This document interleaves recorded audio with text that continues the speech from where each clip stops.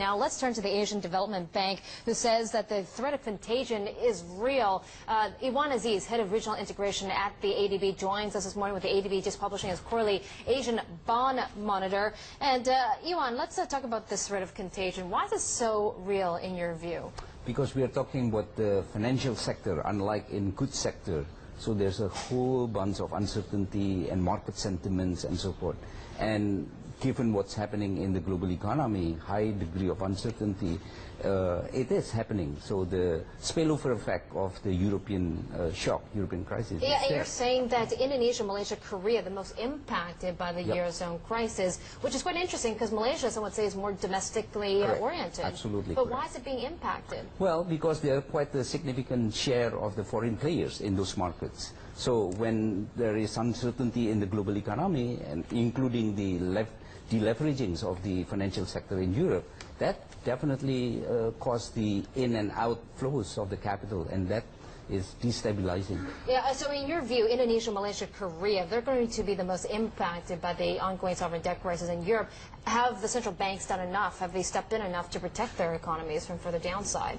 Yes, they are doing very seriously with regards to another financial market, which is the exchange rate, because if there is a huge fluctuation in the inflow and outflow, that affects the exchange rate. And in fact, indeed, the exchange rate has been very volatile in those countries that you mentioned. Yeah, well, someone mentioned China as well. You know, taking a look at the severe slowing that's taking place in that economy, it's been impacted by the Eurozone, I would argue. Absolutely, yeah. China's story is mostly the export story because of the demand, the declining demand from Europe and the U.S. Yeah, what about the Asian Development Bank? Do they have concerns about how steep the slowdown is in China right now? Yeah, well, of course, concern is there, but we believe that China's slowdown is mostly because of the authority wants to make it slow down. If you recall, last year we were sitting here, we were discussing about that China is too hot, you know, they have to slow down, especially the property market has to be cooled, and they did it. Yeah, and but now it's cooling that down. was growth at 9.5% or double digits. Exactly. We're looking at growth at just coming in line with the government target. That hasn't happened in many, many years. Yeah, but what is interesting in your report earlier is CPI is up, but PPI is down. So to me, it's a clear sign that this is not a demand-driven.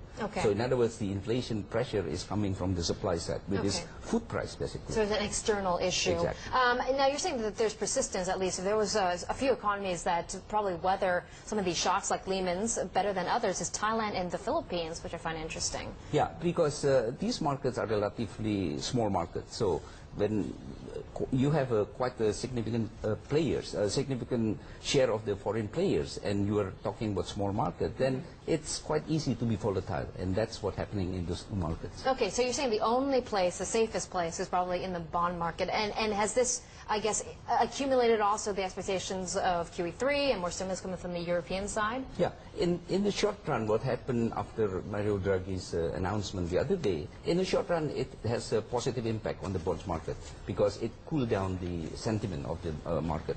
But in the medium run, we're not sure because, you know, one have to recall that what is needed next after Mario Draghi's announcement is really the conditionality. So what kind of conditionality? Yeah. So far, people do not really talk about that conditionality. Yeah, what about the ESM ruling this week as well? So bottom line is to go in the bond market, safest place to be, and probably have a strong stomach for some of the volatility as well. Correct. All right, Iwan, it's good to see you in the flesh. I know you usually join us from Singapore. Iwan Aziz there, head of regional economic integration at Asian Development Bank.